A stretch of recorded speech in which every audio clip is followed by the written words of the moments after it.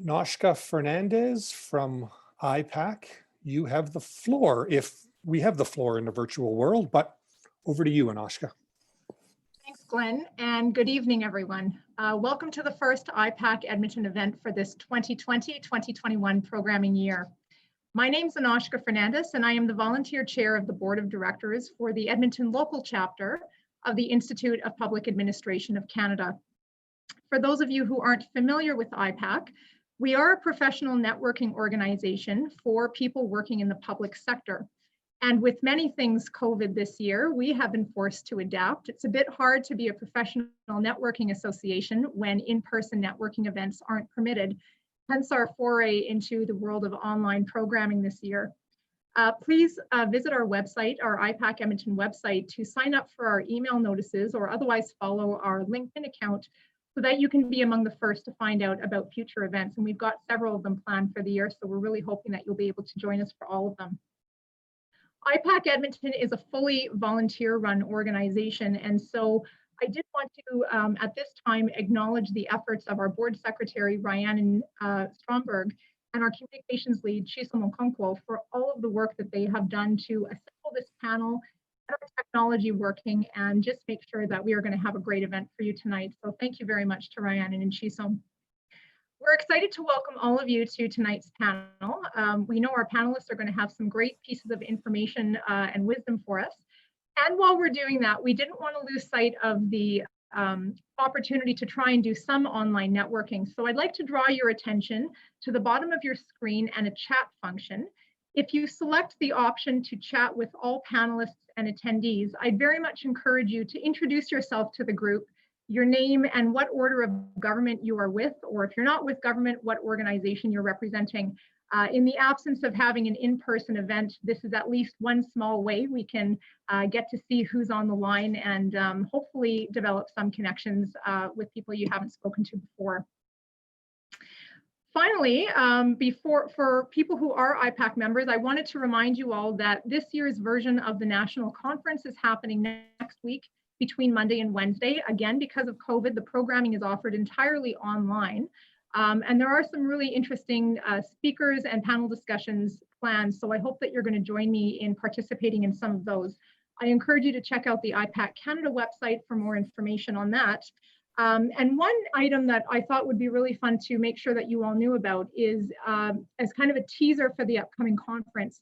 This Thursday, November the 12th, the IPAC National Group is going to be hosting an online viewing party to celebrate the 40th anniversary of the classic British TV show, Yes, Minister. So in a minute, I will pop the registration URL into the chat function so that if you're interested in having a look at that, you can certainly sign up to participate there.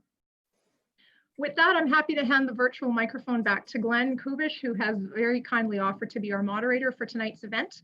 Thank you for attending and for your support of IPAC Edmonton, and we really hope you enjoy this evening's proceedings. Noshka, thank you. I'm Glenn Kubish. Let me introduce myself. I'm your moderator. I work with the strategic storytelling team at the City of Edmonton. For most of my career, though, I worked in news, asking questions. I get to put that hat back on a bit this evening. It's good to be with all of you. It's good as a moderator that we don't have to, do the usual housekeeping items. You all know where the restrooms are located. We are, it must be remembered, together in a pandemic apart. Now, back before social media made everyone an expert in everything, there was a category of person called an expert. We have three of those with us this evening. Jason Markusoff is a staff writer for Maclean's magazine. Since 2015, Jason has covered politics and the environment and just about every other topic. Before that, he spent more than a decade in newspapers, the old broadsheets, the Edmonton Journal, the Calgary Herald. He wins awards for his writing. He's that good. Gary Marr was named president and CEO of the Canada West Foundation in April of this year. Gary has also served as president and CEO of PSAC, the Petroleum Services Association of Canada. Gary has served the public as a provincial MLA in Alberta, a cabinet minister, as the official representative of the province of Alberta at the Canadian Embassy in Washington, D.C., and as the province of Alberta's representative in Asia. Dr. Judy Garber is associate professor and associate chair of political science at my alma mater, the great University of Alberta, and the department I studied in too. Like Rob Lowe and Chrissy Hind, Judy grew up in Ohio. She did her PhD in Maryland and taught in New York before coming to Edmonton in 1990. Judy's area of expertise includes urban politics and planning, US domestic politics, and constitutional law. So we have the Twitterati, the Literati, and the Gary Marr Zerati. It's a powerhouse panel this evening. Each, in their own expert way, from their own expert perspective, will reflect on what the US election results mean. Now, we are conducting this evening's event on the assumption that we do have election results and that Biden and Harris won the election. If that somehow changes during our time together, CNN's Wolf Blitzer will suddenly appear and he will be your moderator because I will give up.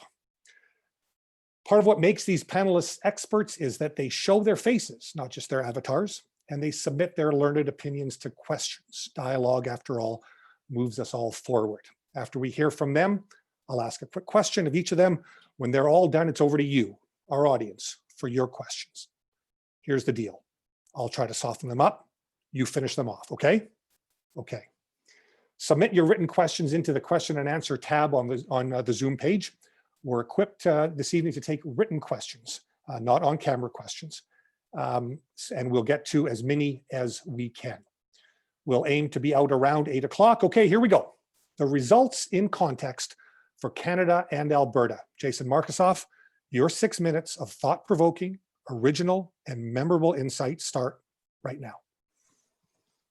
Unmuted. Hi, everybody. Can you hear me okay? Great. So there were watching a lot of TV and following Twitter on Saturday night. There were Saturday as the news channels declared Joe Biden the president-elect. There were a bunch of different pictures of people celebrating, of Rudy Giuliani in front of a Four Seasons total landscaping in Northeast Philadelphia to dispute the results, pictures of Trump golfing.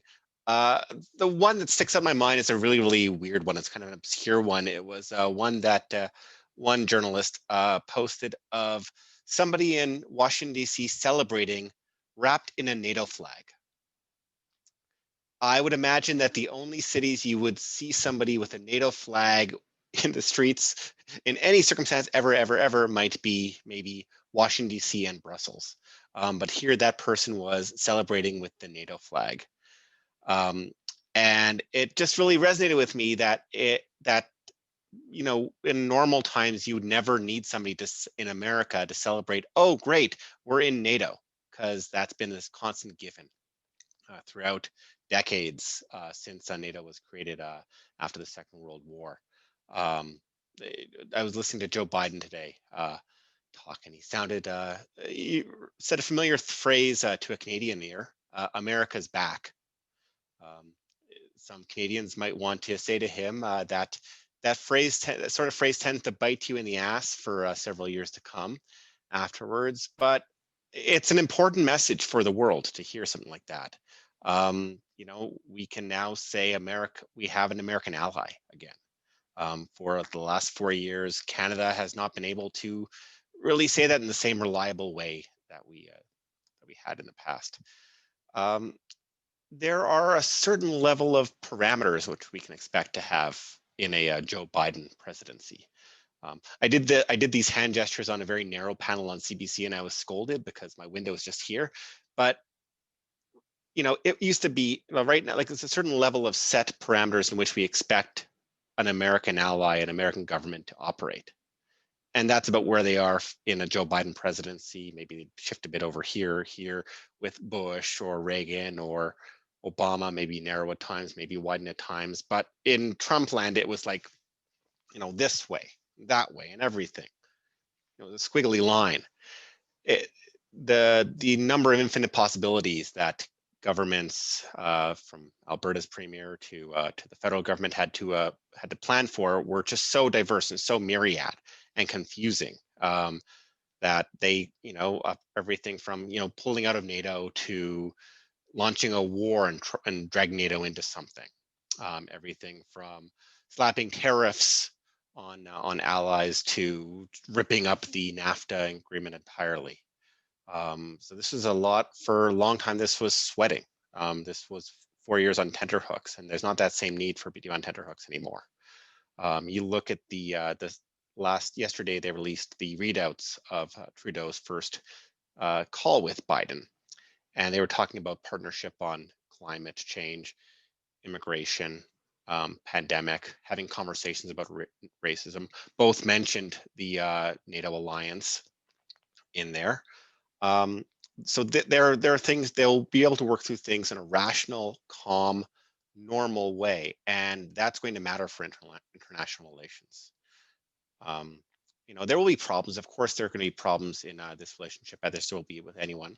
We have a Democrat who's talking about Buy American policies, is Build Back Better. There will be more competition for new immigrants, as we have had in the past, and we lost that for a while. H-1B, with the H-1B visa restrictions, people were choosing, a lot of people who had landed in the States on a temporary basis were coming up here en masse.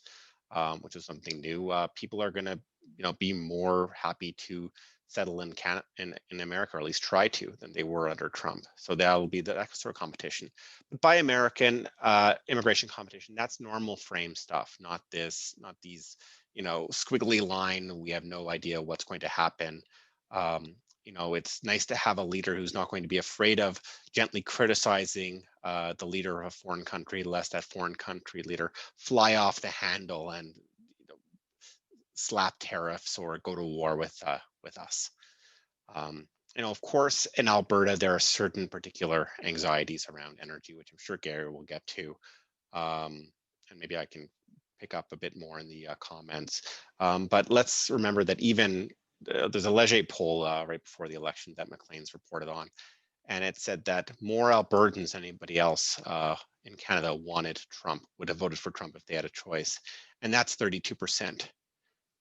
There is no state in the United States, legitimately or whatever, with the votes, that actually, sorry, there was no, in every state there was more than 32% of people saying they vote Republican. So Alberta was more pro-Biden, in fact, than Hawaii, Massachusetts, New York, California. So let's keep that in mind when there are these impulses towards being frustrated in Alberta with KXL or climate policy. Canada is going to have a welcome ally and a traditional ally that could help us with the Kovrig and Spavor hostage situation. We have a traditional ally will stand up to China with that. Many experts I've been talking to, as I've reported on the Meng Wanzhou and the Michaels situation, has criticized America for leaving us twisting in the wind. They caused the situation with the extradition request for Meng Wanzhou, and they haven't backed that up with defending us, standing up for us as we've become this hostage victim, Canada. We've been working on, as Canada has been working on, developing allies, getting allies to criticize China and pressure China on this. And now America can become that traditional ally again, become this part of this international coalition.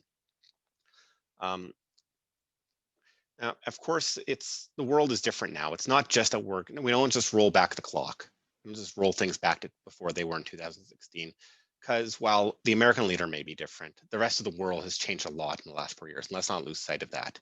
We have a much more empowered, brazen China that's been stomping on human rights, that's been expanding its economic and military influence around the globe. We have in India a more ethno-nationalist leader in Modi. Brazil, the biggest economy in South America, the second largest country in this hemisphere, is run by another populist, Bolsonaro, who's not going anywhere. Britain has become unmoored from the rest of the European Union. There are several liberal leaders throughout Europe, in Poland and Hungary, that are rising and entrenching their power. But we'll be now come January 20th, barring anything crazy from the Trump administration trying to wrest back this election from its people, America will be able to navigate this uncertain world. Sorry, Canada will be able to navigate this uncertain world with a reliable ally. Biden said America's back today. I think a lot of Canadians will hear it as America's got your back. which hasn't been the case in the last 4 years. Jason, thank you very much. One quick question, listening to your insight, file this under N for no such thing as a dumb question, but Jason, why do we care so much? I mean, Lindsey Graham was trending in Canada on Twitter today, Gordon Lightfoot too, but is there something beyond the fact of our massive trade relationship and the sharp graphics on US cable TV that explains this fascination? I mean, part of it is that we're dragged into everything, but part of it is cultural imprint, that we are, they're our neighbor, they are where we get most of our culture from. We have, in not everywhere in the world do people get CNN and Fox News and MSNBC and all the other channels in their feed constantly, and with all on our same Canadian time zone. That's a big part of it. And it's, gosh, this has been an entertaining period. Even Americans themselves won't be as plugged into this stuff normally as they are now. This is a period where it's just, gosh, this is entertaining. I mean, I'm still checking Donald Trump's Twitter feed. I'm still watching Donald Trump's rallies when they were still on until last week. And part of it is that it's this bizarre, macabre entertainment that I'm going to kind of miss. Although I'm also going to not really miss having that as a giant space occupying in my brain, and I can have other mindless distractions than this mindless politician. Okay, your mention of entertainment leads me to sneak in just one other question, and it's my real question. What does the imminent Biden presidency mean for Saturday Night Live? I've thought a lot about this. Come on, really? That. Yeah, because I watch a lot of SNL, and I was kind of intrigued to see what Jim Carrey would do. And one of my colleagues said I should write about him as the first Canadian to impersonate a president on SNL. Well, he's not. He's just the worst of them. Dan Aykroyd was Jimmy Carter and did a really good one. And Canadian-born Phil Hartman played Ronald Reagan and Bill Clinton, both to far greater effect than him. And let's also, if we're gonna, throw in people who are much better than Jim Carrey, playing Jim Carrey in Joe Biden makeup, Norm Macdonald was an excellent Bob Dole, although Bob Dole did not make president. Anyway, there's my little trip through Mary Lane. But anyway, I don't think to sum it up, I don't think that Jim Carrey reflects well on Canadians right now. Listen, thank you very much. Let's keep going now with Gary Moore and more analysis on what we have just lived through and what it means for Alberta specifically. Gary Moore, welcome.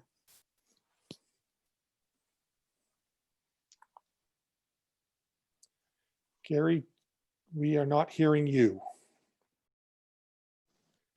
How's that? Are we live now? Got you now, sir. What do you think All about, right, so, I won't ask you about Jim Carrey. Go. Look, I want to give people a bit of background on what it's like to go through a transition. I worked at the Canadian Embassy for the Alberta government in 2008 and witnessed the transition from, from Bush to Obama. And I want to give people a sense of what happens in that, both at the Canadian Embassy and what I perceive happens within the US government. So what we were doing in Washington, the team of people that I had down there and the many people that worked in the government of Alberta and in the Department of International Relations, really focused on analyzing the campaign promises made by both Mr. Obama and Mr. McCain. And what we had done was we had produced a briefing note for each candidate in the event that whichever one won. And on the election night, of course, it was decided, it was called that evening. It wasn't an election result that you had to wait for several days. And so at about 1 o'clock in the morning, I hit the send button indicating this is what we anticipate out of an Obama administration, and we tore up the McCain briefing. So, and just as an aside, driving home that night at 1 or 2 o'clock in the morning, I must say that it was probably the closest thing that I'll ever experience to what it must have been like during the liberation of Paris in 1945, because as I'm driving home, there are people throughout the streets on Pennsylvania Avenue in front of the White House and all down Connecticut Avenue. Keep in mind, the District of Columbia is not that big a place. It's only 56 square miles with maybe 600,000 people that live there. And overwhelmingly, the majority of people that live there are Black. And the result was a great, joyous noise the entire night of people celebrating in the streets. There were bands in the streets. There were people drinking in the streets. There wasn't disorderly conduct. It was just unbridled joy. It was quite a remarkable time. Now, the other things that you do in anticipation of a transition is you try hard to identify who are going to be the potential secretaries appointed to cabinet. And we identified about 20 different people, and we met with quite a number of them before the cabinet was actually selected. And it's easier to meet them before then than after they're appointed. And I can tell you right now in Washington, there's a lot of names circulating about as to who is going to be in cabinet. Many of those names are promoted by the people themselves, but that comes to, it's understandable. The other thing is, I think, that is going on right now in the Canadian Embassy and with perhaps with the Alberta government offices, is that they are working on trying to establish who are going to be the main influencers of a Biden administration policy. And so I would be looking at people like Jim Clyburn, who really helped turn around the Biden campaign when he got to South Carolina. I'd be looking at people like Congresswoman Kathy Castor from the 14th District of Florida. She is the chair of a select committee on climate crisis, is what the subcommittee or the select committee is called. In June of this year, her and her committee wrote an extensive document called Solving the Climate Crisis. I would be looking very carefully at that document and the Build Back Better document that was part of the campaign rhetoric of Joe Biden. And I would be looking at, Congressman Castor's report, Chairman Castor's report, and looking at what they plan on doing with energy and the environment. And I think that what Canadians should be focused on, the Canadian government, the Alberta government, is making sure that we fit within the narrative of the direction that the administration wants to go. And so I think this is a very important piece.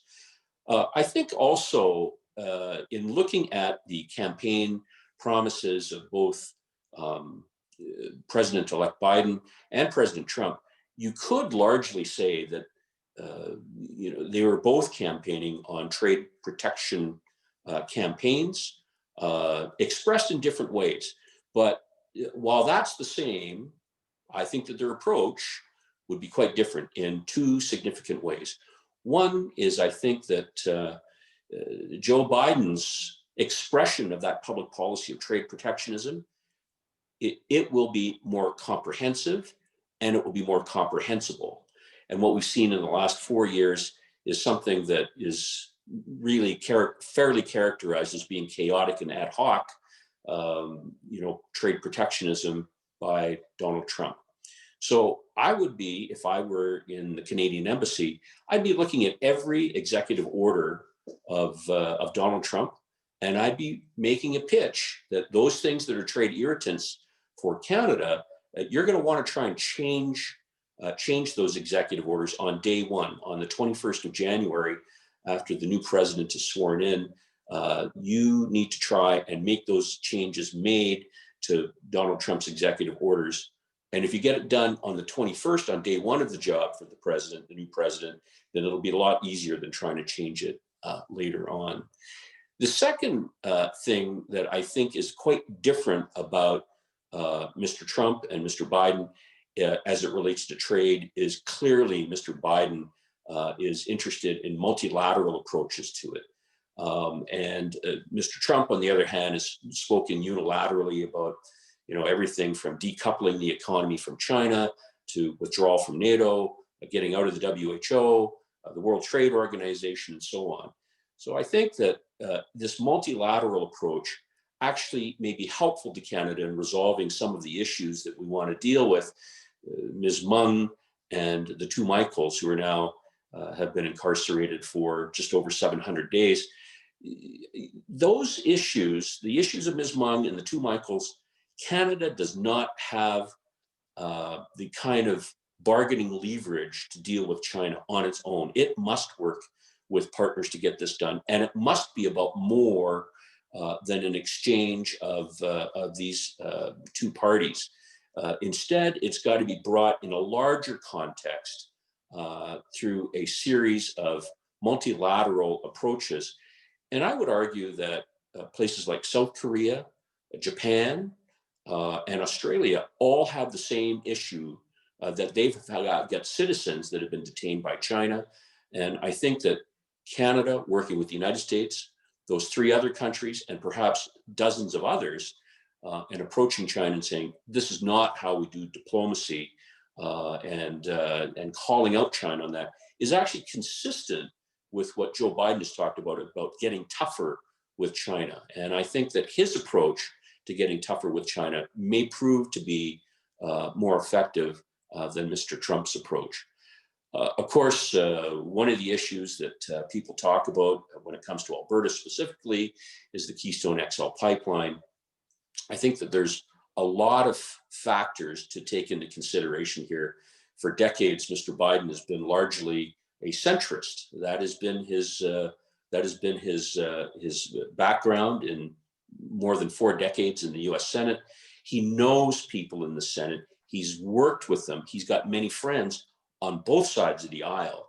This is something significantly different than Barack Obama, who only spent a couple of years in the Senate. Clearly different from Mr. Trump, who had no political experience whatsoever. And I would expect that one of the things that Mr. Biden will do is he'll go to Mitch MCConnell and he'll say, Senator McConnell, you got to tell me what you need to get out of government, and I'll tell you what I need to get done. And then the horse trading starts. Hopefully energy from Canada is one of those things that does make it to the table for that horse trading. There are many different factors that are different today than they were even when Mr. Biden was vice president of the United States. The United States can no longer rely upon oil from Venezuela. They can no longer really rely upon oil from Mexico. Significant oil already comes from Canada. When I got there in 2007, 11% of foreign imports were from Canada. Today, it's closer to 50% of their foreign oil comes from Canada. You've got major oil companies in Canada committing to net zero by 2050. You've got a Canadian government that wants to be your partner as you re-enter into the Paris Accord. And one thing that shouldn't be underestimated is that the relationship between Mr. Trudeau and Mr. Biden seems to be a very, very strong one. And that shouldn't be underestimated. When two leaders can, really get along well. I look back to Mulroney and Reagan. Who would have guessed that we'd have gotten an acid rain treaty? Who would have guessed that we'd have the extensive free trade agreement, later expanded to NAFTA? I think remarkable things can happen. And I think the last factor is that Joe Biden it actually benefits him if there is maintained a majority of Republicans in the Senate, because it will allow him to move forward on a centrist agenda, which is his natural instinct, and allow him to give something to the AOCs and the more progressive wings of his party. But for all the things that they want, he can actually blame the Republicans in the Senate if he doesn't deliver at all. So I actually think the dynamic is quite an interesting one, and there's lots of different scenarios that can both harm and hurt Canadian and Alberta interests. I seem to have an unstable internet connection, but can you hear me now?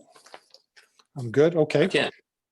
Gary, you gave us a lot of stuff for questions. I've filed away a bunch of questions for our Q&A session, but let's keep going, okay? And a reminder to our friends in the audience that after our next speaker, we shift gears and we get to your questions. Some are coming in already. Get them to us by writing them down in the Q&A tab on the bottom of your Zoom screen. If you're directing the question at a particular speaker, make sure that you mention who you want that question to go to. Judy Garber has perhaps the most straightforward and easy question to answer tonight. What do the results mean for the United States of America? Buckle up. Here's the University of Alberta's Judy Garber. Thank you, Glenn, and thank you to IPAC and Rhiannon for inviting me to participate in this event. And congratulations to Anoshka, my student a while back, for being president of this IPAC chapter. It's great to hear and talk about the election in an off-campus context, which is for me like 9 months in my basement, but anyway, it's off-campus. I divided my comments into kind of two categories, and both of them I just realized are kind of oriented toward how we as observers, whether we're observers who can vote in the US or whether we're observers from across the border who are fascinated and or appalled, divided my questions into kind of, or oriented my questions towards how it's like a guide to how we can look at American elections in the future. And guess what? They start up again real soon because the 2020 midterms, the primaries start in early 2021. So, I mean, in early 2022. So there's not that much long before the permanent campaign gets back in gear. My comments are towards this end are divided into two sections, one of which is basically, Judy, what are some things you noticed over the past week? And the second section is, what are some takeaways for observers of US elections, Judy? So I've kind of interrogated myself in as an American, as a political scientist, and general observer of American politics. Some of the things I noticed over the past week may seem obvious, but I think they really bear repeating and articulating. To the extent that media exit polls are accurate, they're not, by the way. That is a question I'm happy to talk about, but let's pretend they're accurate-ish. White women nearly erased the gender gap with white men, which is like, whoa.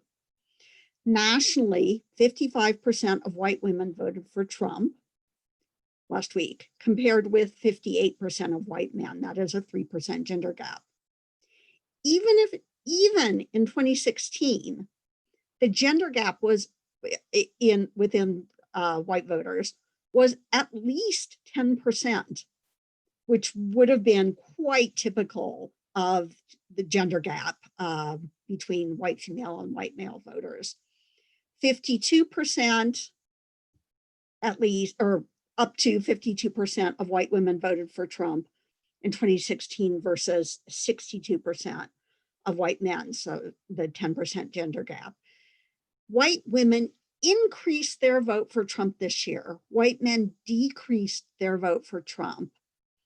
So that says something very profound about race and partisanship, or at least race and voting behavior, something we should pay attention to. Now, we've heard about Cuban American and Venezuelan American voters, especially, becoming more Republican, voting more Republican in this election.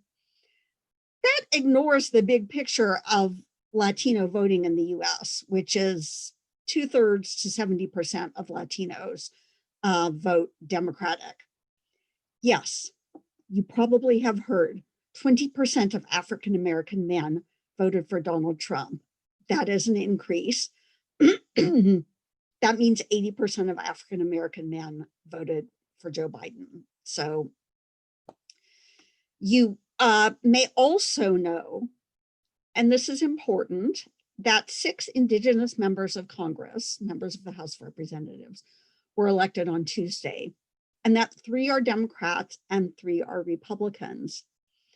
But that's not the pattern across the many more state and local elections in which Indigenous candidates ran and often won.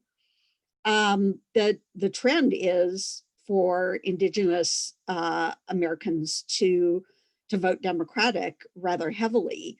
So if Arizona is ever called, if the election ever finishes actually in Arizona, Democrats should attribute Biden's win in large part to Indigenous nations that are located in that state. Every measurable race gap in voting, that is to say the differences in how different racial and ethnic groups vote, race by age, race by gender, by income, by geography, by any variable you pick, shows that whites are heavily majority Republican voting, and people, sorry, this is othering, but people who are not white, who do not identify as white, are pretty heavily or almost exclusively, in the case of African American women, voting Democratic. So those may seem like basic and facts that you already knew, but they're actually pretty important. So I want to talk about the takeaways from this data, these data that I've presented and that I've been obsessing about. Some of the takeaways for observers of US elections in the future. The first one is, I think, quite clear. It's never not about race in the United States. If this were a different panel, I would elaborate on the fact that I feel like I grew up in Ohio, southwestern Ohio, on the edge of Appalachia. I feel like I've been transported back to the era when we were not from Ohio. My parents were from Minnesota. When my Minnesota raised Jewish civil servant, that is to say, Democratic father, voted for Richard Nixon and just didn't talk about it. Like we didn't talk about that. I mean, that same kind of the racial tension, the racial violence, the partisanship based on race, it feels very similar. Okay, this is a different panel. What the data, what the exit polls tell me and the election results tell me is that predictive polling is broken in the US. It is just broken. Nate Silver can explain away 2016 all he wants, but 538 said on election day that suggested something very different about the closeness of the presidential election. Clearly, this is because predictive polling is not working very well in consecutive elections because respondents are systematically underreporting their intent to vote Republican. That systematic underreporting of people's intent to vote Republican, particularly white voters, and certainly white females in this election, is a phenomenon I have called lying to pollsters. There are many aspects to polling. There is systematic lying going on. That is why people keep getting fooled by the outcomes of statewide elections in states where white voters are always under the microscope, getting polled up the wazoo, and where the state governments are consistently Republican trifectas, and where Republican presidential candidates almost always win. Yes, I am talking about Ohio and Florida. Why people keep being surprised about Ohio and Florida is unclear to me. It's because they're looking at the polls and they're not looking at what's actually happened. It's as if there's a kind of Barack Obama exception. Oh, well, Barack Obama won those states. Well, that's an exception. It's not the rule, clearly. And we need to stop caring about which states voted for Jimmy Carter and then didn't vote for Jimmy Carter, or for Bill Clinton and then didn't vote for Bill Clinton. That was a long time ago. I think it's time to ban the notion of the swing state. I think it's time to ban the term from the lexicon of pollsters and pundits and political scientists. It's impossible to ban that from partisan discourse within the American two-party system, because the state's either red or it's blue. So that's the way people are going to campaign. But I hope that somebody, and I think people should hope that somebody thinks of a new way to refer to the states and legislative districts that we can see actively reattaching themselves to the American party system. So what matters are current and evolving factors: migration, immigration, political strategies, the ground game, the social media approach, and recent fine-grained analysis of voting behavior. Think Texas, Nevada, Arizona, North Carolina, and apparently Georgia. Keep in mind that the Democratic base, the people they can count on, is small. I've been joking that it's African Americans and San Francisco. It is more than that. But if Democrats can count on winning like 70% of the 30% of the electorate that is, again, sorry, not white, plus maybe, please, they say, 47-48% of white women, they're starting from a disadvantage in statewide elections and the midterms, which are national elections. But also keep in mind, and this is my last point, that the Republican base, what they can count on, isn't equivalent to the entire American electorate. Sure, it's a major electoral advantage that Republicans can count on over half of the 70% of the electorate that's white. That's a big starting point. But Republicans have lost the national popular vote in the last 4 presidential elections. Republicans confuse at their peril how easily they can turn off several percent, maybe 10%, 8%, 9% of their voters by calling into question the legitimacy of this entire election.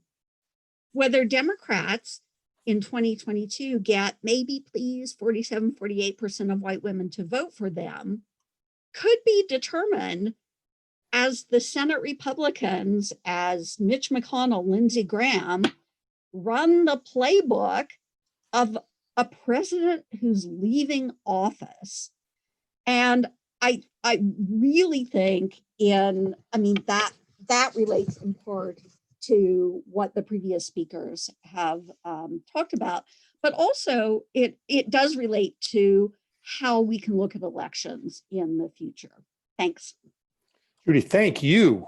Question and answer now. We're going to go a little bit over 8 o'clock. I can see that, and now questions are coming in, and I want to get as much as we can out of our esteemed panelists. Let's start with a question for all of you. It comes from Glenn in Edmonton. What's going to happen in the next 71 days? Is that you? It's Glenn? me. But in terms of either the College of Electors or the court case threats or the firings of intelligence officers, with your great perspectives, give us a quick user's guide to what may happen that we're not thinking about right now until Inauguration Day. Jason?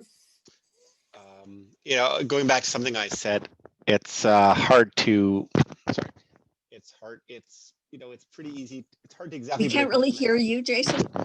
Sorry, is that better? That's better. Yes. Okay, sorry, didn't want to pop my peas too much.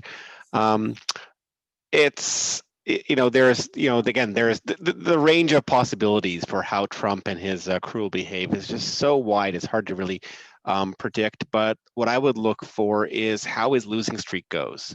Last I checked, he was 0 for 5 in terms of the litigation. As litigation attempts dwindle, I think that we're going to see more and more people fall off. There was a case where there was a claim that some conspiracy activist, journalist, provocateur, weirdo named James O'Keefe, who's been notorious for a decade now, brought up this postal worker in Erie, Pennsylvania, who claimed that there were people backdating their ballots. This fellow, under investigation, recanted his entire affidavit, said it was all fabrication. And so as we see these spurious claims wither away, more and more people will say, okay, he's gone through the process, it's over. There'll be some loyalists who keep going with him, but you know, people like Mitch McConnell and some of the Senate coterie and some of the TV cheerleaders he has are saying, you know, let's counter revote, let's go through the process. But once that process peters itself out, which is in a couple weeks by now, you know, this will be done with, I think. You know, he may never concede. Gary, what? You know, he may never concede, which is a question that I'll get to from Brent in our audience in a bit. But Gary, what do you see may happen in the next 71 days that we don't see? Well, let me deal with Brent's question. Actually, I saw it in the chat. There is no law that requires a candidate concede. It is a practice that started during the 1896 election, William McKinley, and has been largely a convention that is followed, but it is not required by law. And when I look at Mr. McConnell continuing to fight, I think you have to look at his motivation for doing it. And his motivation for doing it is not because he believes that there's merit in these legal cases, but he believes that he needs to show that he is strongly supporting the president in order to try and win 2 runoff seats in Georgia. That would be my thinking on what Mitch McConnell's motivation is. For the government, I think that you know, what they'll be doing again is they'll be looking at trying to use the legal ways of approaching people that will be within the administration or anticipate will be in the administration to try and understand what it is that the administration is going to do under Joe Biden and frame the Canadian cases in front of those potential people in the administration. I think that's a really important thing to do because to me, you know, making sure that you frame your views consistent with your important trade partner, I think is critical to being able to move forward. And for example, if you look at the trade protection policies, in the past, there have been many exemptions that have been granted to Canada because we are the biggest trade partner of the United States. You've got 35 US states that identify Canada as their #1 destination for exports. You've got Canadian provinces that identify the US as their biggest trade export destination. So even at a state to provincial level, there are important relationships that can help drive the agenda when those governors and when those state legislators are meeting with their congressional representatives and their Senate representatives in Washington, D.C. Thank you, Gary. Judy, between now and Inauguration Day, what surprise should we be not surprised at when it surprises us? I actually don't.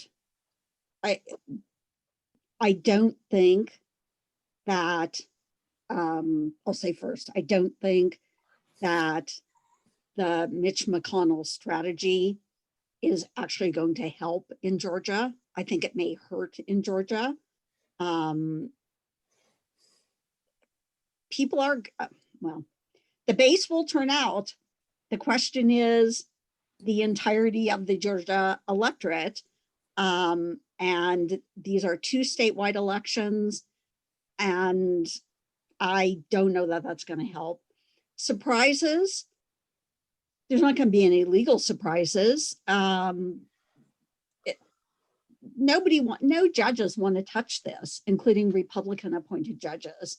The Supreme Court certainly doesn't want to touch it. I mean, they have few legal grounds, but that was true of Bush v. Gore as well. But anyway, the faithless elector thing is something I find it hilarious that people are obsessed with the faithless elector, especially non-Americans. And to me, it's, yeah, if it were, if Biden had 270 electoral votes, then maybe, we'd start thinking about that. Somebody got peeled off to vote for AOC or, Bernie Sanders or whoever. The faithless elector thing, the electoral college is not what I'm concerned about, but it's going to be, each state has its own reporting deadlines and certification deadlines. It may not all be done in the states. Like, we may be waiting for Arizona because of their vote counting till the end of the month, but it's all going to be done by the beginning of December. Why isn't Arizona in yet? Because they haven't counted all their votes yet. They still have ballots that came in after, well, they just haven't finished counting their votes, for one thing. Apparently, Maricopa County is impossible to count. But they still have votes that were postmarked by the election date that haven't come in yet, that haven't been counted. Gotcha. Okay, panelists, let's rock and roll a bit. Keep your answers to maybe 45 seconds or so. We got a lot of questions to go through. Jason, is Trump going to essentially become the American version of the leader of the opposition for the next 4 years? He may lose interest, but we've actually seen a sign today that he wants to stick around. He's sending out several per hour of these email appeals, blasting to all his supporters, urging them to donate to his election defense fund. What he's actually doing now, he's actually opened up his own one of these leadership PACs, these political action committees called Save America, and much of the money is going to go there, and some money may go to some of these spurious legal defenses. But what that's going to do is that's going to be this ongoing thing that he apparently wants to start to support candidates that he likes, to support causes that he likes. I expect he'll be on TV a lot. That's where I think he realizes he can make money and still be relevant, because he's not going back on The Apprentice, and his luxury resorts are not going to be worth much or have much of business, especially in Washington, now that that's no longer the place to curry favor with the government for foreigners. Gotcha. Was that called Save America or Save Your Money America? I didn't catch. Save America PAC. Gotcha. Yeah. Gary, you spoke of Biden's connections with Republicans in the Senate. And a good viewer tonight wonders if that sort of relationship is still valid right now. McConnell hasn't even acknowledged Biden's win. Why should we expect him to work with his old bargaining buddy in the new world? Your short take on that. Give us a hot take. The short that it's like professional wrestling.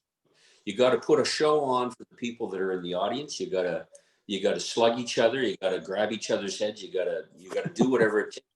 But at the end of the day, the wrestlers, they're all pals. And so I think that 40 years of being in the Senate, those are long relationships. And I can tell you that Lindsey Graham told a story about the guy that he liked working with the best was Ted Kennedy. And they worked on things bilaterally all the time. And here's what Kennedy would tell him. He'd say, Lindsey, I'm going to call you out today. I'm going to say some stuff that's going to really make you angry. And then you're going to say stuff that's going to really make me angry. And here's how we're going to vote at the end of the day. And that's still possible? That's still in the cards? Yeah, okay. I think it is. Thank you very much. Judy, there are a lot of Canadian public servants on this call that are maybe wondering why the GSA administrator is an appointee. Why are there so many political appointments in the American civil service? Good question. Well, there are far fewer political appointees than, like, per capita as a percentage of all government employees than there were in the past, like the past being before the progressive era, so 100 years ago. But the president is the chief executive. The executive branch is big, and most of the governing that gets done in the implementation of laws and regulations and executive orders. So the president has to have some ability in the separation and checks and balances system to control the branch that the president is the head of. But these appointments outside the executive office of the president, basically outside the West Wing, these appointments are subject to the advice and consent of the Senate, as are all federal judicial appointments. So there's a big check there. And even a lot of these appointments are really civil service positions with civil service protections. Jason, what are the worst media narratives coming out of this election? That was a question for you from Mr. or Ms. Anonymous. What are the worst media narratives coming out of this election? I mean, you know, I have to say I'm impressed by how seriously or I guess how unseriously people have taken the voter fraud claims by the government. That we're even seeing this weird bifurcation between Fox News opinion and Fox News daytime. I mean, if you go on the Fox News website right now, there's actually nothing about these fraud claims, and they're treating Joe Biden as president-elect. I can't really think of anything that's a bad, terrible media narrative. I'm sure there are probably a lot I'm not thinking of, but there's one thing we haven't covered enough, I think, as a media, or American media hasn't covered enough, and this goes back to something Judy Garber said, was that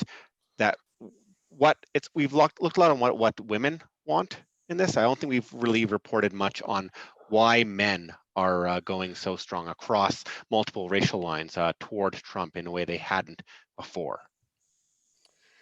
Gary, I'm going to press you a little bit on an intriguing point you made about the need to understand who the influencers are and what they plan to do with energy and the environment. Where do, Gary, Alberta's interests, define them however you like, most run parallel with the Biden administration's interests, and where do those interests most run counter, specifically in the two categories that you mentioned, environment and energy? Well, I think that a lot has been done in Canada and in Alberta with respect to moving yardsticks. And I think there was a real sea change in what I heard Jason Kenney talk about perhaps a month ago at the UCP convention. And that was, he said, we can walk and chew gum at the same time. And the energy narrative should be energy is good, emissions are bad. So if you've got provinces and a federal government that are committed to dealing with the emissions, that fits neatly within the narrative of what a Biden administration would want, and clearly within the parameters of what Kathy Castor is talking about. The other piece is to talk about new energy and clean technology. So $2 billion has been spent in this country on clean technology. Over 3/4 of it has come from the oil and gas business. So in many ways, industry has actually led ahead of government policy in this regard.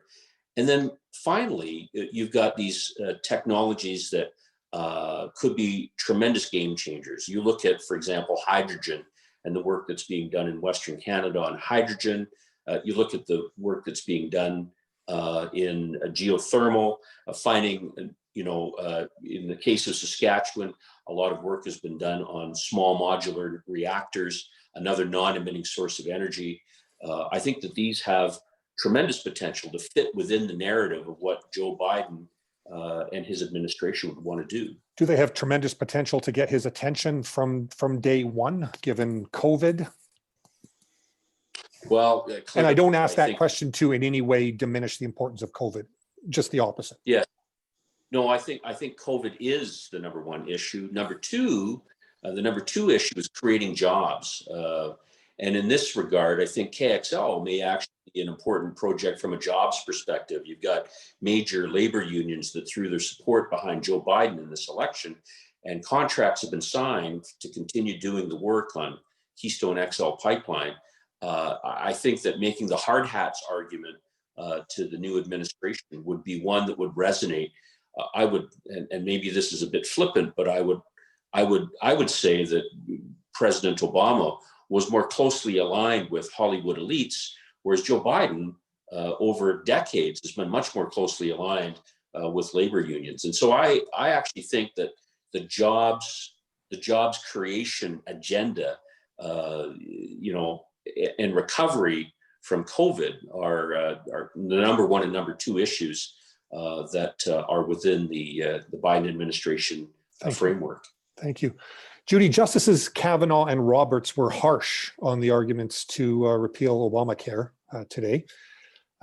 Is there a chance that some of these conservative justices work to protect the institutions against their perhaps ideological perspective? Question to you from an audience member. It is possible. And Chief Justice Roberts seems to want to be the new swing vote, which won't be necessary anymore because of it's not a 5-4 split. No swing states, no swing votes.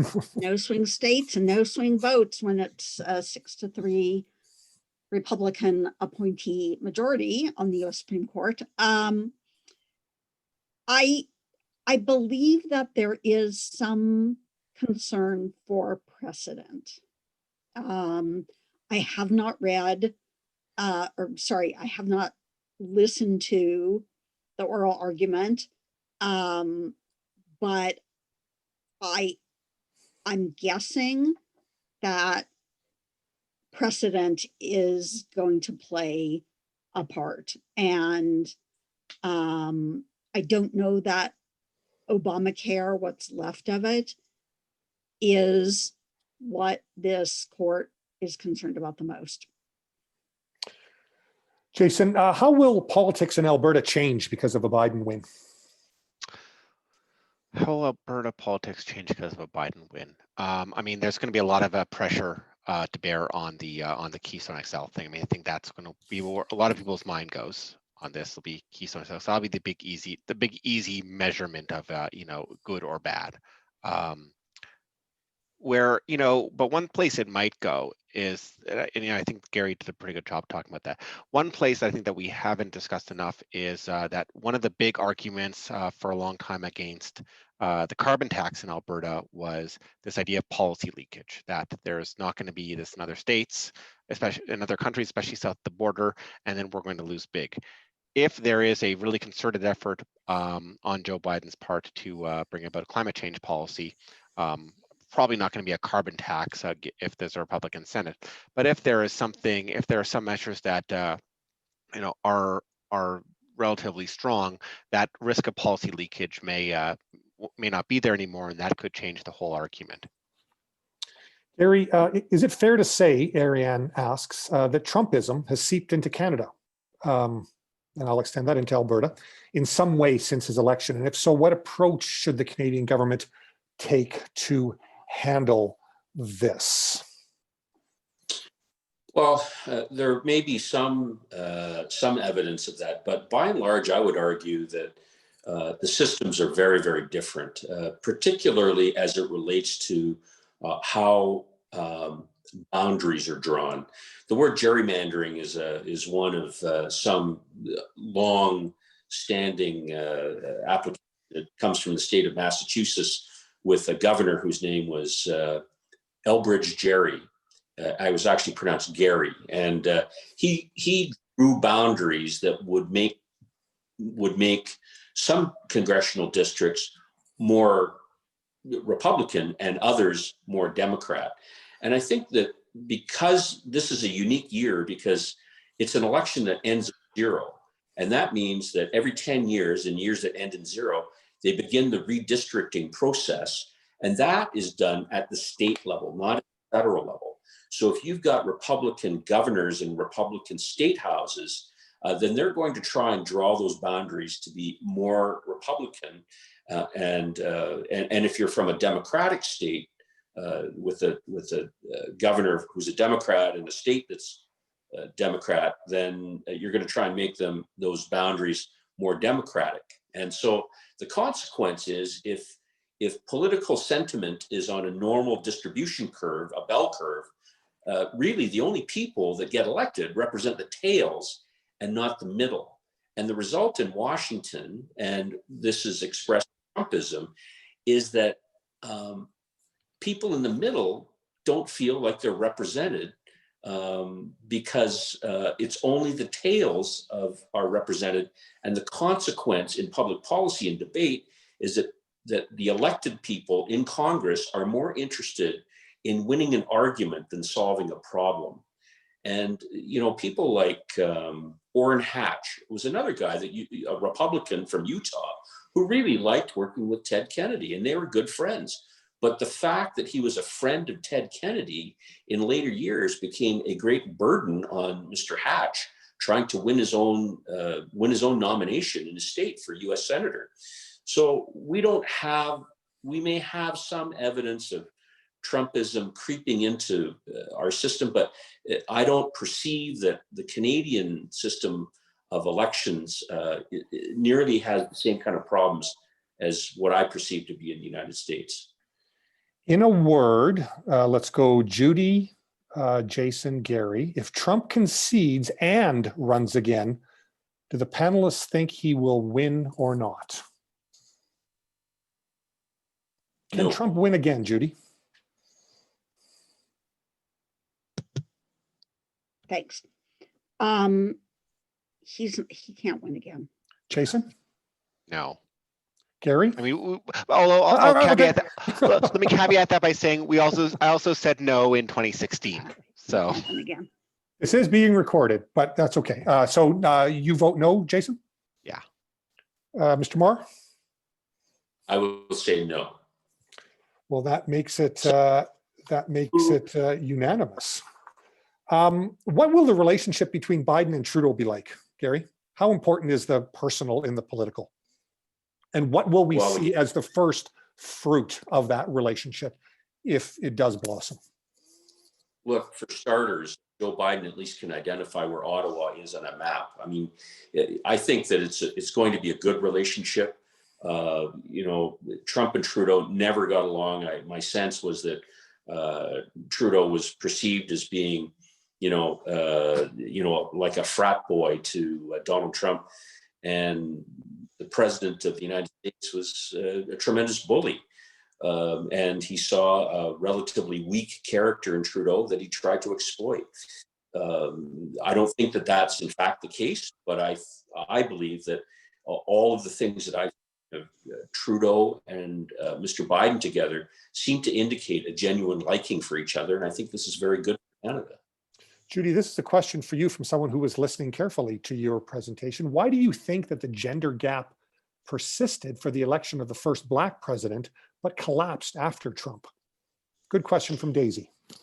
Thanks, Daisy. The gender gap did persist.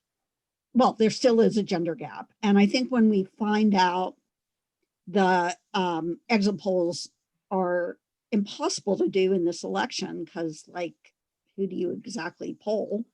The male. But when we find out the real numbers from validated voters, when people do studies on that, I think we're going to find that the gender gap is actually bigger than the media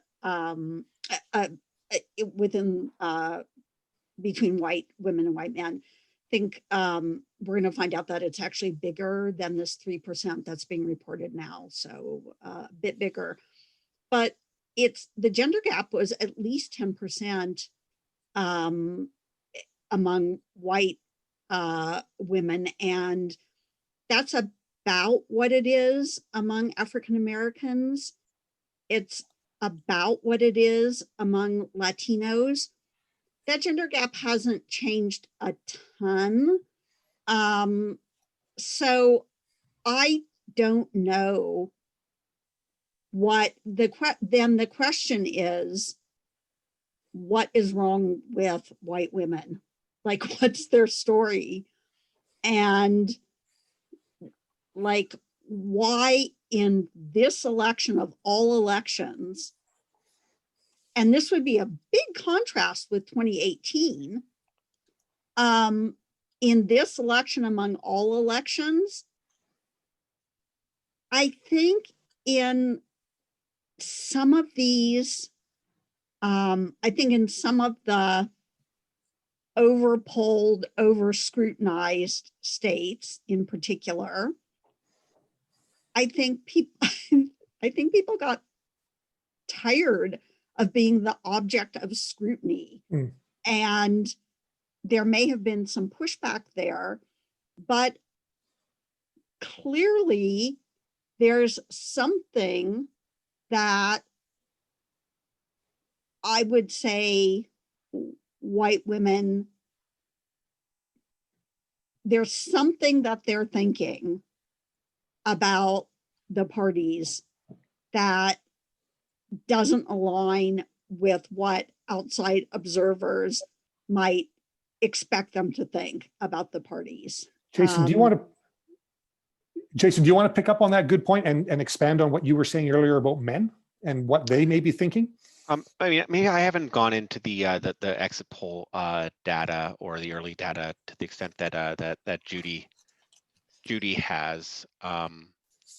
But it's and maybe you can tell me if I'm wrong, Judy. But what? So there was no swing. There was no swing. The gap is as wide as it is. No, it's in between 2016 and now, according to the exit polls, which again are quite flawed this time, that the gender gap among white voters within the white voting community was 10% in 2016, was at least 10% in 2018, and is appearing now to be 3%. And among minority men, the gender gap? It's a bit bigger in the African American community. I think it's now 11%. In the Latino community, it's like 9%, something like that. So, and those are the only communities that we have enough data, or that the exit polls have enough data on. So this is an election where white women increased their vote for Trump and white men decreased their vote for Trump, which is by a little bit, which is just, this is something people are going to be writing doctoral dissertations about. I think, which is my way of getting out of answering Daisy's question properly. And I think stats may have rendered my point moot. Gary, what does a Biden presidency mean for the border and the obvious COVID restrictions that keep us from traveling across to the land of our greatest trading partner? Will we see the border open any quicker because of a Biden presidency? What do you see there on the border front? I actually don't know, Glenn. It's too early to tell. Okay, what are you looking for on that front? What will make you say, well, that's different? Sorry, were you asking me, Glenn? Yeah, I'm just wondering what you, as an observer who has traveled that border, crossed that border many times, what are you looking to hear from a Biden presidency about the status of that border, or is it in the hands of the scientists and the vaccine makers? It many people on the call would have seen the result of what happened to the marketplaces when Pfizer announced that, they had a 90% effective vaccine, that they'd applied to 44,000 people. That's what's going to happen, will result in the border opening up. I think that the Biden administration has made it pretty clear that they're going to want to, base their decisions on the science. So they'll be paying attention to what Anthony Fauci says in a way that Donald Trump never did. And, the market responded very favorably. You had companies like, Carnival Cruise Line shooting up 39%, Air Canada going up 25%, United Airlines. And the stocks that didn't do so well, that lost on the day yesterday, were, the ones that we've come to rely on during this period of COVID. Netflix, Zoom went down, Shopify went down. So I think that that's probably the indicia that we'll be looking for to open up the borders when a vaccine that's effective and safe comes through. And if a vaccine is applied to the 1 million members of the U.S. Armed Forces, then I think we can be reasonably assured that that it's going to be a safe vaccine. There's no way that the Joint Chiefs of Staff would allow such a vaccine to be applied to its armed forces, right, if there was any concern with respect to its safety. Okay, I've tried to channel as many questions from the audience into combinations and get them asked of our panelists. I want to wrap. I want to keep an eye on the clock and value your time. It's after 8:15 now. I want to ask each of our panelists. Let's go Judy, Gary, Jason in reverse order from the way we started, with your main takeaway for our audience from the election, or the big question that you still have outstanding, given that we are not at Inauguration Day yet. Judy, what is your big lesson from presidential election or US election 2020? My big takeaway is that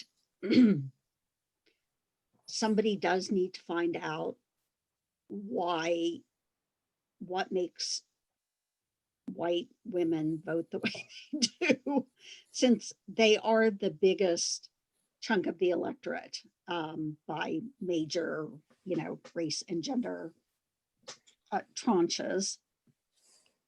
But I think that the big question is, when does Trump go away from people who before 2016 would not have considered voting for Trump or somebody like Trump? When does that go away?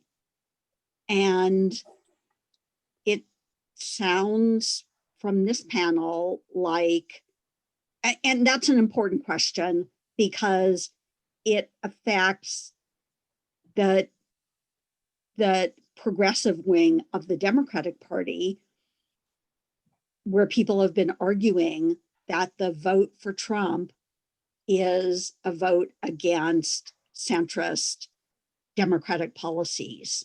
So, how this plays out within the Democratic Party is also quite interesting. Thank you. Gary, your big takeaway or your big question, give us something to chew on as we get ready to go our separate ways. This vote was not a repudiation of Donald Trump. And in fact, I would say, had it not been for COVID, Donald Trump would have easily won a second term in office as president of the United States. I think that he, in fact, could have still won with COVID had he taken the right measures back in March of this year. He could have won re-election under those circumstances, but he did not. So because 70 million people voted for Donald Trump, nearly half the population, you've got a diminished majority in the House of Representatives. It looks likely that the Senate will remain in the control of the Republicans. I think that it allows, hopefully, Joe Biden to govern more like a centrist. And as far as Donald Trump's plans go, Remember back in 2016, Rupert Murdoch offered a job to Mike Huckabee to have a primetime show on Fox. I can see a scenario where Rupert Murdoch goes to Donald Trump, and as Jason said, he'll say, Donald, the only money that you've made in the last 10 years has been on television. I'm going to give you that chance. You're going to get a primetime slot. You get to say anything you want for an hour, 5 nights a week. And imagine how difficult that would make it for the president of the United States to govern. So we haven't heard the last of Donald Trump, I guess, is the bottom line for me. I think that would be another Tom Wolfe novel. Well said. Jason, give us a closing thought, a big question that you have in your mind, or a big takeaway that we can take away to help us make sense of what's going to happen over the next few weeks or months. It's kind of a variation on what Judy and Gary said. It's, what does Trumpism look like when Trump is out of the White House? It's clear, the Democrats wanted states like Texas and North Carolina and Florida. They wanted that big giant blue wave to not only kill Trump, but kill Trumpism, prove that the xenophobia, that the toxic masculinity is the capricious action, the illiberalism is toxic to their electoral fortunes. It's not. I don't believe that there is somebody out there who has the same kind of charisma, overconfidence, zeal, and charm that Trump has. I can do it like Trump does. So I do expect that anybody who will try to carry forward that Trumpiness may do it in a poor suit, but I do believe that many people are going to try going forward. And what kind of damage will that have to America's democratic institutions? Well, I said that we spent some time with experts, and boy, that's proven true. This has been a fascinating hour and a bit, just listening and gleaning and taking notes and thinking about things and reframing things. That's a wrap for us now. Thank you for all of your questions. Panelists, thank you for your answers. Thank you everyone for your time. Thanks to Jason Markusoff, to Gary Marr, to Judy Garber. Thank you to IPAC. Tomorrow is Remembrance Day, lest we forget. This is virtual, that was real. Anoshka Fernandez, back to you to bring us home, where I guess we all already are. Thank you, everyone. Thanks, Glenn. And just to echo your comments, a huge thank you to all of our panelists and to you, Glenn, for moderating. This has been a fantastic way to kick off our programming year. So thank you so much for your participation. Thanks to everyone who joined this evening and for all of your questions and for introducing yourself on the chat. So very much hope that you enjoyed this event. This is going to be the style of our events for the year to come. Go vaccine, go. Hopefully the world is going to get somewhat back to normal in the next 12 to 18 months. But in the meantime, we're going to be offering more presentations online. So again, if you haven't signed up for our email notices, please do take a look at the IPAC Edmonton website or our LinkedIn page, and we will look forward to seeing you at our next event. So thank you very much, everyone. Good night. Stay well.